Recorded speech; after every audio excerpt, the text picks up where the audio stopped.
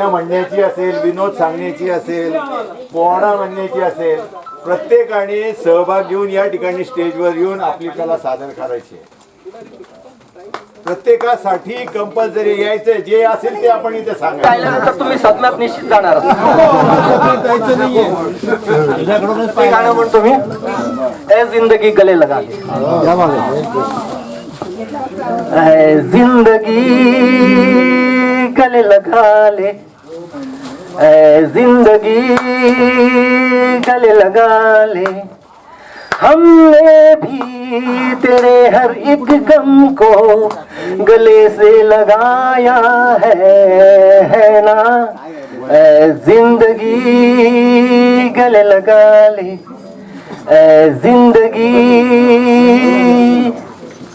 हमने बहाने से छुपके जमाने पे पलकों के पर्दे में घर भर लिया, हमने बहाने से छुपके जमाने से पलकों के पर्दे में घर भर लिया, हमको बहाना चाहिए था जिंदगी, ला ला ला ला ला ला ला ला ला ला ला, हमको बहाना चाहिए था जिंदगी, ऐ जिंदगी गले लगा ली, ऐ जिंदगी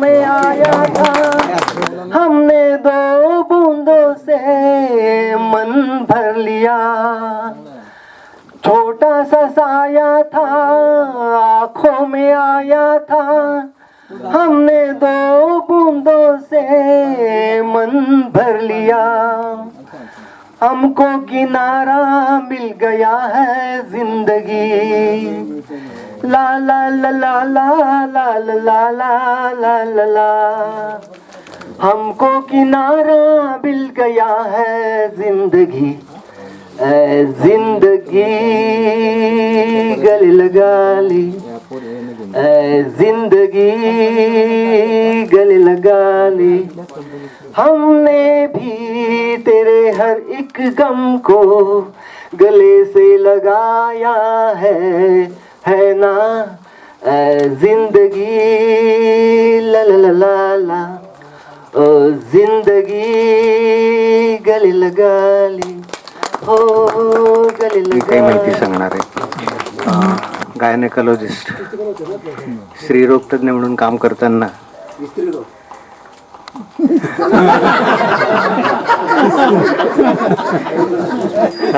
अशोकचं मिश्किलपणा अजून तसाच आहे.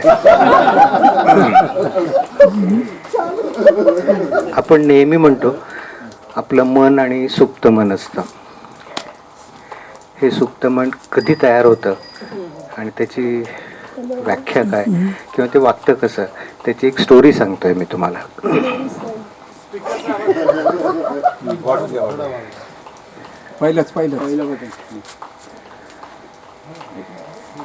एक क्रिस्टिना नावाची मुलगी जन्माला येते.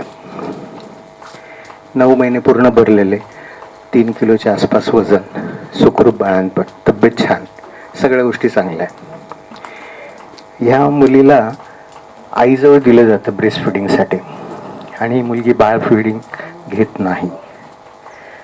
माझ्यासारखे ते डॉक्टर असल्यामुळे त्यांना प्रश्न पडतो की असं काय आहे. त्यांना वाटलं भूक नसेल. 4 तासाने परत प्रयत्न केला, परत तोच प्रकार. तिसऱ्यांदा केला, तोच प्रकार. त्यांना प्रश्न पडला की नेमकं काय.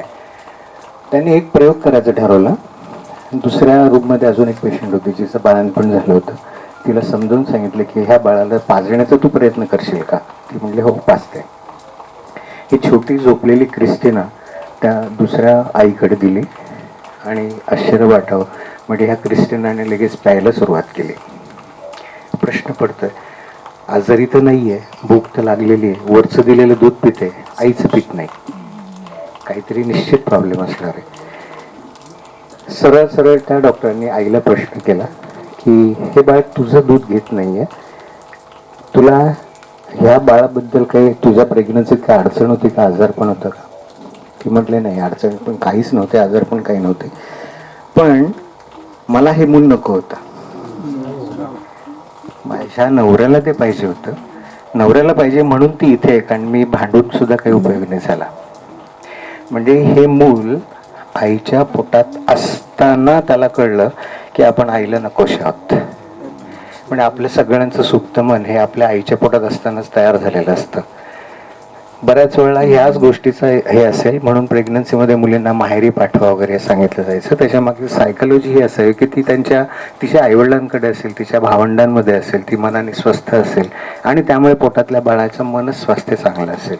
हा एक किस्सा आहे. दुसरी स्टोरी आहे ती आहे होप्स या विषयावर, जगण्याच्या बद्दलची एक शक्यता कशी वाढते ती. एक पेशंट आहे, त्याला लिम्फोसार्कोमा झालेला आहे. मोठ्या मोठ्या गाठी त्याच्या शरीरात सगळीकडे पसरलेल्या आहे.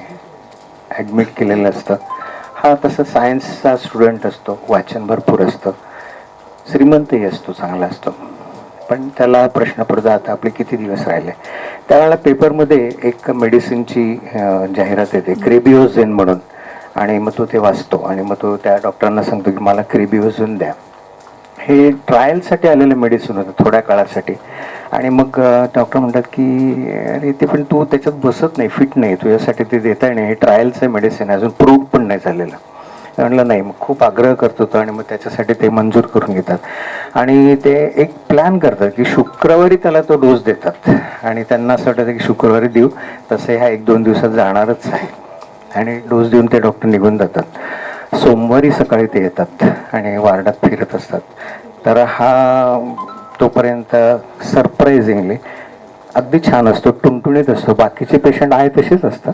हा मात्र उठून बेडवर नसतो, ऑक्सिजन मास्क काढलेला असतो, बाकीच्यांची चौकशी करत असतो, इतरांच्या बेडजवळ जात असतो. सगळ्यांना आश्चर्य वाटतं असं कसं काय झालं. मग त्यांना असं वाटतं की कदाचित त्या मेडिसिनचा परिणाम असेल का, चला आपण कोर्स पूर्ण करून टाकूया म्हणून ते त्याला पूर्ण कोर्स करतात आणि विल बी सरप्राईज. 10 दिवसामध्ये हा माणूस छान होतो, ठणठणीत होतो, त्याच्या सगळे ट्युमर डिसॉल्व्ह झालेले असतात. डिस्चार्ज होतो. स्वतःच्या विमानाने हा निघतो प्रवासाला. 22,000 फूट उंचीवरून हा विदाऊट ऑक्सिजन प्रवास करू शकतो. घरी पोहोचतो.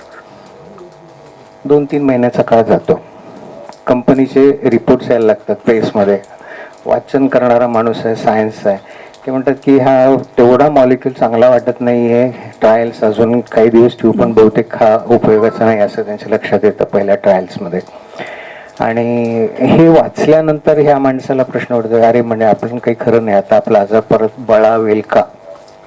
खरंच बळावतो, ॲडमिट होतो. मागच्यापेक्षा जास्त त्याला यावेळेला त्रास होत असतो आणि यावेळेला मात्र ह्या डॉक्टरांना माहिती असतं की मागच्या वेळेला आपण मेडिसिन दिले पण हा मेडिसिनने नाही आहे, तर हा याच्या मनाच्या याच्यामुळे होप्स यामुळे चांगला झालेला आहे. मग ह्यावेळेला त्याला ते सांगतात की आम्ही तुला यावेळेला डबल पॉवरचं, डबल स्ट्रेंथचं मेडिसिन देणार आहोत. नवीन कोर्स केला जातो, नवीन डबल स्ट्रेंथचं मेडिसिन दिलं जातं. मागच्यापेक्षा फास्ट लवकर हा रिकवर होतो, छान होतो, चांगला होतो, डिस्चार्ज होतो, घरी जातो. परत 2-4 महिन्यांनी प्रेसमध्ये येतं की ते मॉलिक्युल मेडिसिन चांगलं नाही, उपयोगात नाही आहे, त्याची उलट इतरांना साईड इफेक्ट होतात आणि मग आपण हे मेडिसिन कंपनी मार्केटमधनं विथड्रॉ करते. ते झाल्यानंतर पुढच्या 2-3 दिवसामध्ये ह्याची मनस्थिती परत बिघडते आणि हा परत सिरियस होतो आणि त्यानंतर पुढच्या 48 तासामध्ये त्याचा मृत्यू होतो. ही अतिशय सुंदर केस आहे की तुमचं मन काय असतं, होप्स काय असतात आणि तुम्ही स्वतःच्या मनाच्या शक्तीवर किती त्याच्यातनं बाहेर पडू शकता. It's a brilliant example. आणि म्हणून आपल्याला सगळ्यांना आपलं मन हे नीट हे करायला पाहिजे. मी इथे तुमच्यासाठी काही शिकवण्यासाठी नाही, माझे एक्सपिरियन्सेस, अनुभव फक्त मी शेअर करतोय. आता पुढचा जो भाग आहे तो आहे हॅबिट्स या विषयाबद्दलचा. आपण रोज सकाळी उठतो, उठल्यानंतर आपण असं आता मला काय करायचं असं डोकं खाजवत नाही. आपण बरोबर उठतो, ब्रश घेतो, पेस्ट घेतो, आंघोळ करतो. तुम्हाला जायचं असेल तर तुमचा डबा असेल, ड्रेसअप करता आणि जातात. What is this? This is all habits. तुमच्या ह्या सगळ्यांच्या सवयी असतात. म्हणजे आपण जो आहोत आजचं जे पक्क जगणं, वागणं, बोलणं सगळं जे असेल, it is totally your habits, nothing else. हे हॅबिट्समुळे मग काय काय होऊ शकतं चांगलं. हे 2 व्यक्तींच्या फक्त स्टोरी आणि मग मी संपवणार आहे. एक आहे, सकाळची सुरुवात आहे, ही 2008चं ऑलिम्पिकमधली सकाळ आहे खेड्यामधली. हा माणूस सकाळचे 6:30चा अलार्म लावलेला असतो. अलार्म त्याला कळत नाही, जाग येत नाही. आपण सगळे अलार्म गेला तर आपण बिघडतो, काय झालेलं आहे, आणि तिथून आपण उलट चिडचिड करून आपला दिवस बिघडवण्याची शक्यता असते. मेजॉरिटी आपण तेच करत असतो. पण ह्या पंछीने तसं नाही केलं. तो उठला शांतपणे, त्याचा तयार झाला, त्याचा ब्रेकफास्ट टाईमला ब्रेकफास्ट केला. 10ची रेस होती, 9:56ला हा त्या रेससाठी गेला. स्विमिंगची रेस आहे. हा त्याच्या त्या स्टार्टिंग पॉईंटला उभा राहिलेला आहे. गो म्हटल्याबरोबर त्यांनी जंप घेतलेली आहे पाण्यामध्ये, स्विमिंग पूलमध्ये. आणि आत पडल्यानंतर त्या लक्षात आलं थोडंसं पुढे गेलं की आपलं स्विमिंग गॉगल काहीतरी लिकिंग आहे. खालून लीक आहे का वरून आहे काय माहीत नाही, पण लिकिंग सुरू झालेलं आहे. दिसायचा प्रॉब्लेम यायला लागला. पहिला राऊंड पूर्ण केला, अजून पाण्याची लेवल वाढली गॉगलमधली. दुसरा राऊंड पूर्ण केला, नंतर लक्षात आलं की आपल्याला काहीच दिसत नाही. तिसरा राऊंड, फायनल राऊंडला तो चालला होता. स्विमिंग पूलच्या खाली लाईनमध्ये ब्लॅक डार्क कलरच्या लाईन्स असतात, त्याही दिसेना. तरीही त्याने त्याचा प्रयत्न सोडला नाही, कंप्लीट केलं. त्याची प्रॅक्टिस होते की लास्ट राऊंड जो असेल तो नेहमीपेक्षा फास्ट करायचा, आणि त्याने तो सुरू केला. आणि ते करून तो पोहोचला. त्यावेळेला त्याला आवाज येत होते टाळ्या वाजवण्याचा, त्याला कळत नव्हतं काय चाललंय. फायनलला तो आला, भिंतीला टच केला, बाहेर येऊन गॉगल काढला आणि बघितलं तर it was world record. It was 5th world record. त्या आठवड्यात त्यांनी 4 जिंकले होते. मला वाटतं तुम्हाला सगळ्यांना आठवत असेल, मायकल फेल्प्स त्याचं नाव आहे. Habits, nothing else. त्याला हॅबिट फक्त एकच होती, आपण जिंकणार आहोत, आपण रेस करणार आहोत, आपल्याला परफेक्ट आहे. माझ्या शेजारी कोण कॉम्पिटिशनला माहीत नाही, मी गडबडून गेला नाही, काही नाही. दिस इज एक्झाम्पल ऑफ हॅबिट. आणि लास्ट एक्झाम्पल, लास्ट स्टोरी फक्त एक सांगतो. लिसा नावाची मुलगी असते. ह्या लिसाच्या बद्दलचा बराचसा अभ्यास लिटरेचरवर तुम्हाला अबाउट ब्रेन एक्झरसाइज, ब्रेन स्टडीजमध्ये मिळू शकेल. तिचे जुने MRI रिपोर्ट्स पण अवेलेबल आहेत. 16व्या वर्षी या मुलीला स्मोकिंग आणि बिअरची सवय असते. एक ठिकाणी नोकरी करणं हा स्वभावच नाही, सतत सोडधर. सो मॅक्सिमम तिने 1 वर्षाच्या आत तिची 1 वर्षापर्यंत सर्व्हिस एका ठिकाणी केली. $10,000 कर्ज डोक्यावर.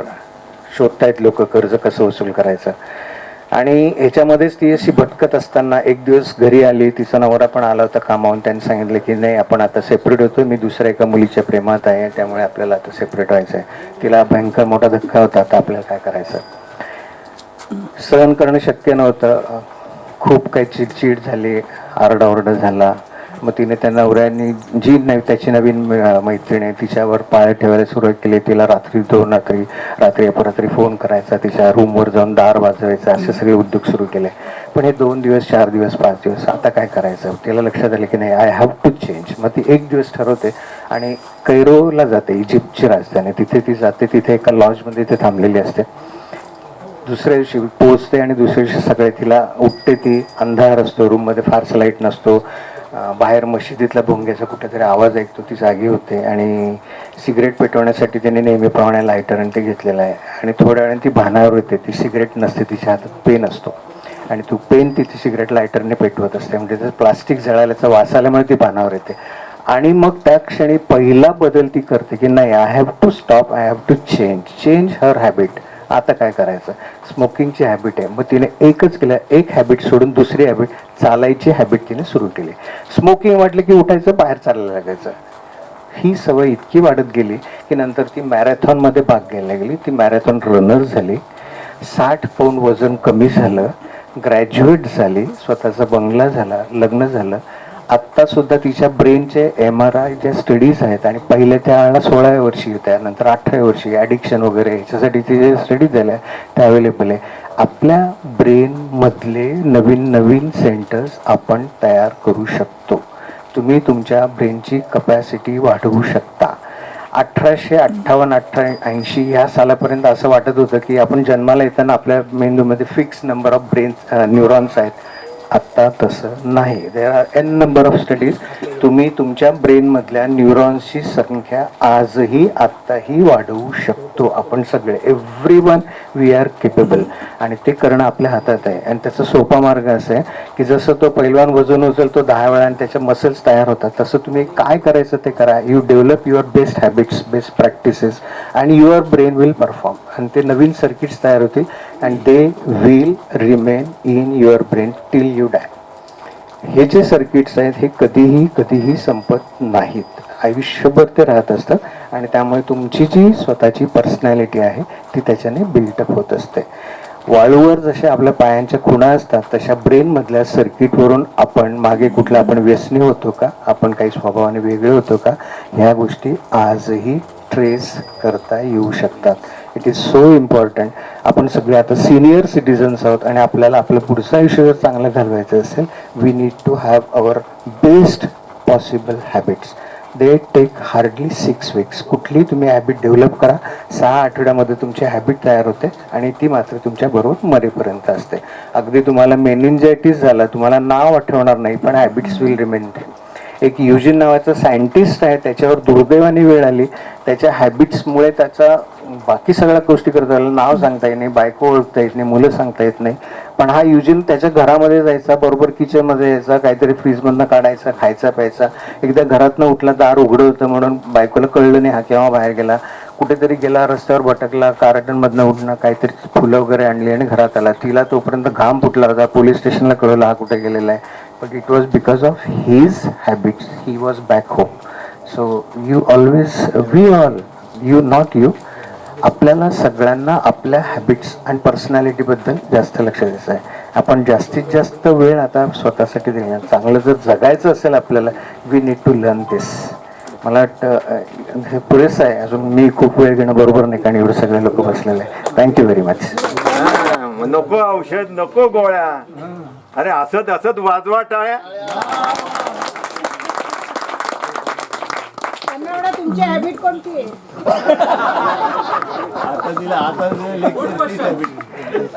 एक आणखी एक सोपी गोष्ट त्यांनी विचारलं म्हणे आपण पण सांगतो. यू लो हा शब्द आहे. You only live once. आपण सगळे आत्ताचा क्षण आजच जगणार आहोत. पुढचं गेट टुगेदर असेल ते वर्ष वेगळं असेल, कदाचित चेहरे वेगळे असतील. आपण आज आहोत, हा आजच एक क्षण आहे आणि हा जर आपण आज जगलो तर आपण जगलो. त्याच्याऐवजी आपण जगतच नाही. थोड्या वेळ काय करायचं आहे, 12ला गाडी आहे, त्यानंतर काय पुढची मीटिंग काय, व्हॉट्सअपवर काय मिळालेलं आहे, इकडे काय आलेलं आहे. That is how we are running all the times. इथे आपली गोची होते आहे आणि हे जर आपण बदलू शकलो आणि समजू शकलो तर आपलं जगणं खरंच छान आहे. आणि लकीली आय मस्ट से, तुम्हाला सगळ्यांना मंजूर आहे, आपण आज सगळे इथे हजर आहोत कारण आपली कपॅसिटी आहे चालण्याची, बोलण्याची, वागण्याची. कोणामुळे मिळालेलं आहे, देवाने दिलेलं आहे. मग आपण सांभाळायला पाहिजे, शेअर करायला पाहिजे आणि चांगलं जगायला पाहिजे. So simple. YOLO, you only live once. Thank you. पूछो क्यों नहीं, क्योंकि मेरे पास टाइम नहीं. अगर मैं बामरे की जगह अध्यक्ष होता तो मैं आप सब लोगों को यहाँ तो क्या वैष्णो देवी लेके जाता, वहाँ दर्शन कराता. पर पूछो क्यों नहीं, क्योंकि मेरे पास टाइम नहीं. एक डोई पुढे नावाच्या मॅडम होत्या. एक भूतकाळ, एक वर्तमान काळ आणि एक भविष्य काळ. मग तिने मुलांना विचारलं की आता मला या तीनही काळामध्ये असणार एक वाक्य तुम्ही मला सांगायचं. ते मराठीत सांगा, हिंदीत सांगा, नाहीतर आणखी तुम्हाला येणाऱ्या कुठल्याही भाषेमध्ये सांगा. वर्गातलं एक गण्या नावाचं पोरग होतं, सगळ्यात इबली शेवटच्या बाकावर बसायचं. आणि तो उठला, त्याने हातवर गेला, मॅडम मी सांगतो. सगळे हसायला लागले. गण्या एक शब्द धड बोलत नाही ना, काय वाक्य सांगणार आहे, ती तिन्ही काळ मधलं एकटाच सांगणार आहे. मॅडम म्हटलं अरे हसणं बंद करा, तो गण्या काय सांगतो ऐका तर घरे. मग गण्या आल्या, गण्याने स्पीकर हातामध्ये घेतला आणि गण्याने मग गाणं सुरू केलं. 100 साल पहले मुझे तुमसे प्यार था और आज भी है वर्तमान और कल भी रहेगा. 100 साल पहले मुझे तुमसे प्यार था, आज भी है और कल भी रहेगा.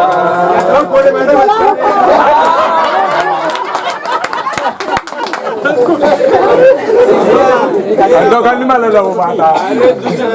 मला वाटलं हेच गणे असतील. हेच गणे. बाबा अजून लिस्ट आहे का? भरपूर लिस्ट आहे का? दोन वाजायचे. आता एक गाणं म्हणूया आपण. आणि सगळ्यांना परिचित असलेलं गाणं म्हणजे ठिकाण मोक्याच साठावं वरीस धोक्याच ग, साठावं वरीस धोक्याच, साठावं वरीस धोक्याच ग, साठावं वरीस धोक्याच. दात कवळीचे आले ग, पुन्हा तरुण मी झाले ग. आज मला हे गुपित कळलं कुंदकळ्यांच्या हास्याच. साठावं वरीस धोक्याच ग, साठावं वरीस धोक्याच. दात जरी हे नकली ग, खावी चिवडा चकली ग. वरतून थोडं सुंट आल्याच, चाटण घ्यावं खोकल्याच. साठावं वरीस धोक्याच ग, साठावं वरीस धोक्याच, साठावं वरीस धोक्याच ग, साठावं वरीस धोक्याच. चूर्ण औषधे साथीला, घट्ट धरावे काठीला.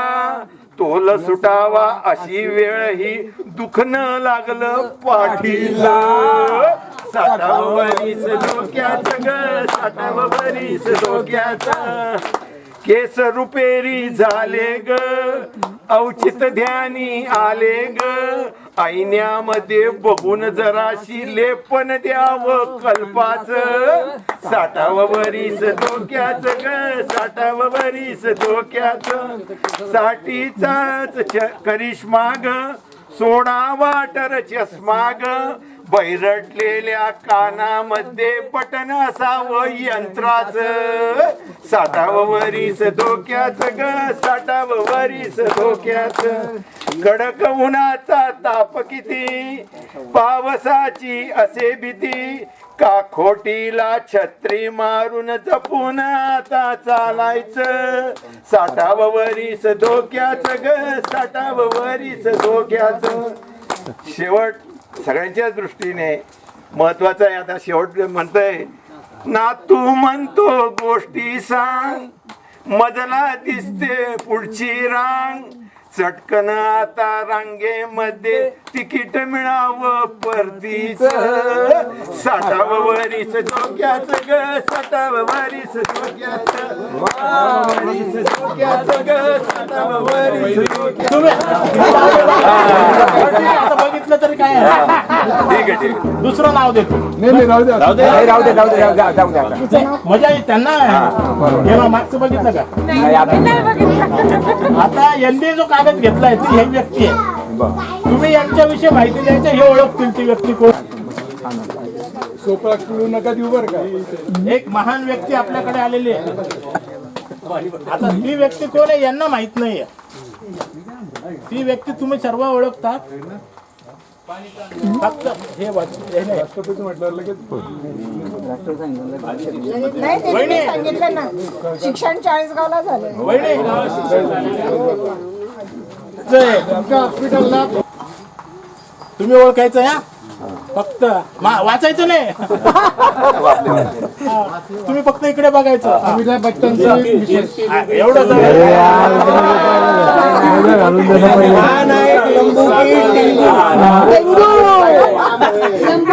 जया बच्चन, माधुरी, जया माधुरी.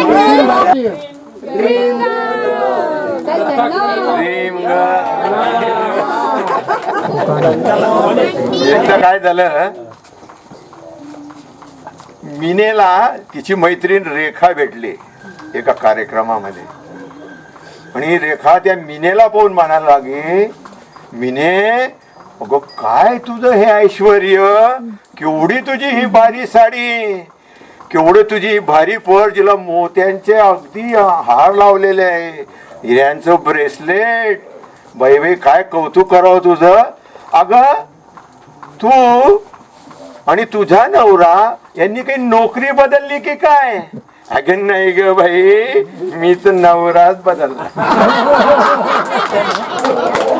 समोर नाव आहे. हे तुम्हाला ऐकायचंय, हे तुम्हाला एक एक काहीतरी घेऊन देतील. घेऊन देतील. ही व्यक्ती कोण आहे हे सांगतील. हा? आता तुम्ही सांगा थोडंसं. पण एकदम सोपं नका करू. मामा मराठी आहे. आई मराठी आई पण मराठी. आजी अभिनेत्री होती. नाव हिंदी आहे. नाव हिंदी आहे. आई सुद्धा आई पण होती. आई मराठी आहे. नाव हिंदी आहे.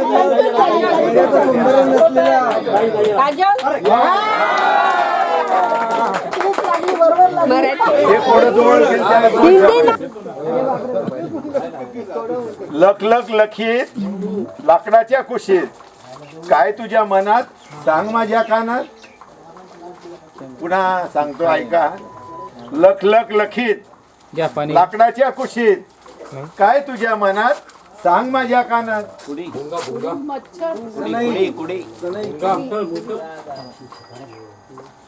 ओळखा ओळखा. पेन्सिल आहे का नाही?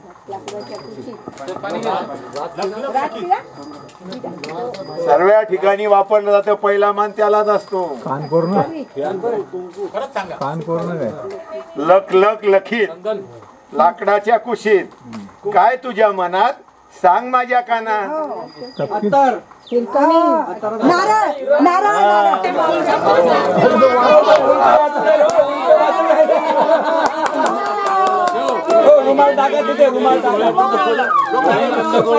बाई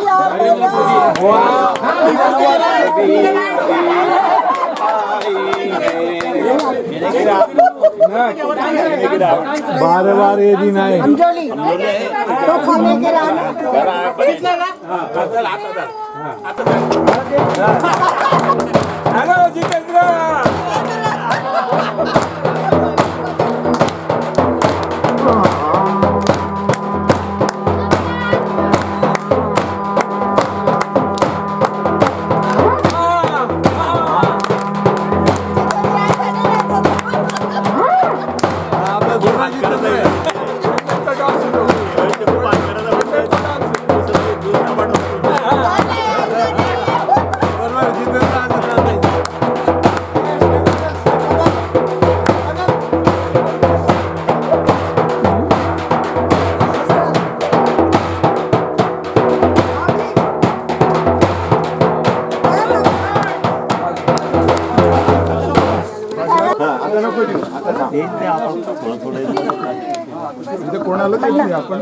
मेरे जीवन साथी रिमझिम के हाय भीगी रातों में ओ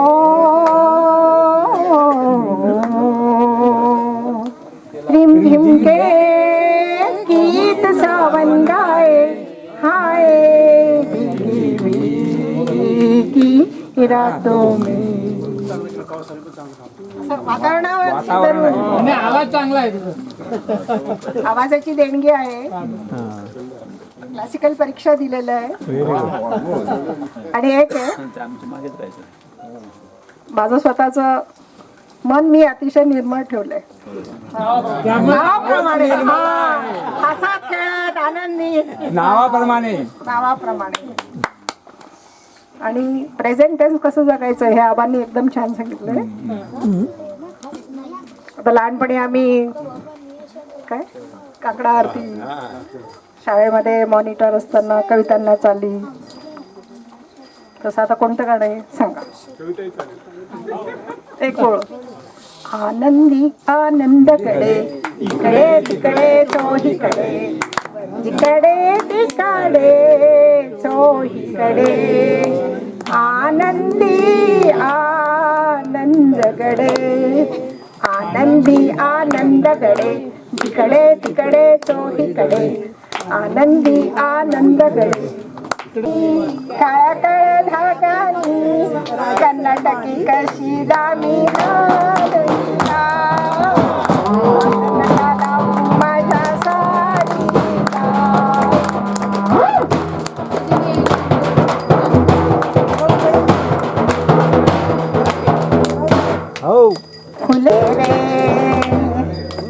फुले रे क्षण माझे फुलले रे सजले रे क्षण माझे सजले रे मेहंदीने शकुनांच्या मेहंदीने सजले रे क्षण माझे सजले रे फुलले रे क्षण माझे फुलले रे. ते आज आपल्या पुढे येत आहेत म्हणजे आम्ही विनंती करतो त्यांना या, नंदू. राही मनवा दुख की चिंता क्यों सताती है, दुख तो अपना साथी है. सुख है एक छाँव ढलती आती है जाती है, दुख तो अपना साथी है. Thank you very much. 60 वर्षे नवीन जन्म झालेला आहे आणि या जन्मानंतर जसं बाळ बाळसं धरतं तसं आपण आता बाळसं धरायचंय. आणि दुसरी गोष्ट म्हणजे आपण प्रत्येक गोष्टी भूतकाळात भविष्यकाळात वर्तमान काळात जगत नाही, तर आता वर्तमान काळात जगायला शिकायचं. जे कमवून झालंय ते फक्त पुरेसं आहे एवढं समजून चालायचं आणि जे काही करायचं ते आपल्या पाल्यांना करू द्यायचंय. म्हणजे आपण काय आहे, आपण आता त्याच्यापासून मुक्त व्हायचं सगळ्या गोष्टीपासून. दुसरी गोष्ट म्हणजे मला तर काही जास्त बोलता येणार नाही, पण एक सांगतो तुम्हाला, मी चांगला एक पिक्चर बघितला आहे, मराठीतला पिक्चर. तो पिक्चर मी बघितल्यानंतर माझ्या असा विचार आला की हे जे करतो आपण हे कशासाठी करतो, काय गरज चालली, कुणासाठी करून ठेवायची, ते करतील तसं. एक उन्हाळ दिवस अशोक सराफांचा पिक्चर आहे, कोणी बघितलं नसेल तर बघायला काय हरकत नाही. जेव्हा तुम्ही एक उन्हाळ दिवस आपल्याला स्वतः एन्जॉय करायला बघता तेव्हा तुम्हाला कळतं की जगाच्या पाठीवर काय काय चालू आहे. आपण काय आहे, आपण जे जगतोय ना ती खूप चांगल्या प्रिव्हिलेज पद्धतीने जगतोय. याच्यापेक्षा खालचे लोक खूप आहेत. आज मला सगळ्या या तिथं आपला पोषण करता जो आहे शेतकरी, त्या शेतकऱ्यांची बरेचशी मुलं इथं आहेत. आणि आपला जो अरुण शिरोळे आहे हा स्वतः नोकरी करून नंतर आता शेतकऱ्याच्या रूपात आपल्यासमोर आला आहे, त्याचं आपण स्वागत करतोय. शिक्षक आणि नंतर आला कानून रद्द होना चाहिए. वर्तमान काळ हा सगळ्यात श्रेष्ठ काळ असतो. वर्तमान काळ हा सगळ्यात श्रेष्ठ काळ असतो. कोणी हैदराबादहून आलं, कोणी पुण्याहून आलं, कोणी कुठून आलेलं आहे. आणि आपलं मन या क्षणाला एकच व्यासपीठावर आलेलं आहे. आपण सगळ्यांचं ऐकतोय आणि आपल्यामध्ये एक चैतन्य निर्माण झालेलं आहे. आपण जे सगळे करतो ते आणि वेगळ्या ठिकाणी आलेलो आहे. मी थोडे 4 वेळी म्हणतो. चलते चलते मेरे ये गीत याद रखना, कभी अलविदा ना कहना, कभी अलविदा ना कहना. चलते चलते रोते हंसते बस यूं ही तुम गुनगुनाते रहना, कभी अलविदा ना कहना, कभी अलविदा ना कहना. ही जी मीठ आहे ही कभी अलविदा ना कहना अशा स्वरूपाची होईल असं हंसते बस यूं ही तुम गुनगुनाते रहना, कभी अलविदा ना कहना, कभी अलविदा ना कहना. प्यार करते करते हम तुम कहीं खो जाएंगे, इन्हीं बहारों के आंचल में थक के सो जाएंगे. हमें दिल भर बिछड़ जाए कहीं हम अगर, और सुनी सी लगे तुम्हें जीवन की ये डगर, हम लौट आएंगे तुम यूं ही बुलाते रहना, कभी अलविदा ना कहना, कभी अलविदा ना कहना. चलते चलते मेरे ये गीत याद रखना, कभी अलविदा ना कहना, कभी अलविदा ना कहना. Thank you. काही लोक असे असतात सगळ्यांसमोर आणतात हा, आणि तो सगळ्यांसमोर फॉलो करण्यासाठी आदर्श असतो. अशी व्यक्ती पण आज आपल्याकडे आली. बघूया ही व्यक्ती कोण आहे, ओळखा.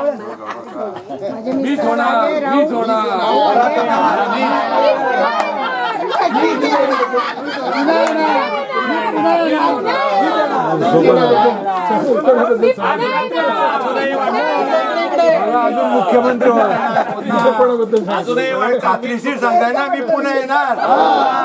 देवेंद्र फडणवीस.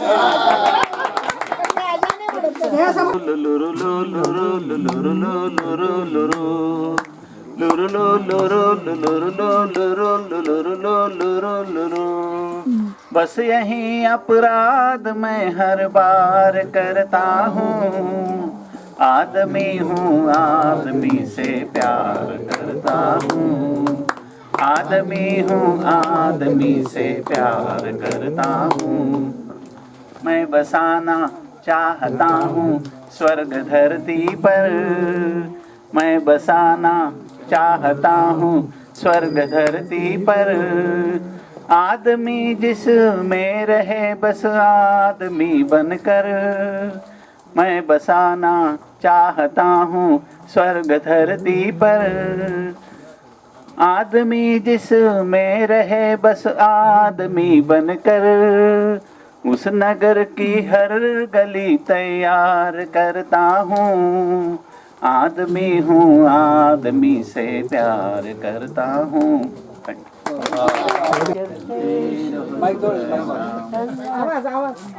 तिकडे घे ना माईक.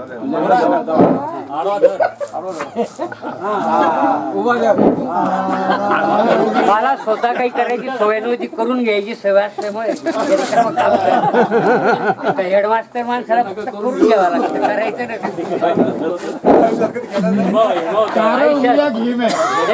अरविंद विस्पुते साक्षीला आहे. अरविंद विस्पुते जीवन चलने का नाम चलते शुभ शाम. रास्ता कट जाएगा मित्रा, बादल हट जाएगा मित्रा. जीवन चलने का नाम.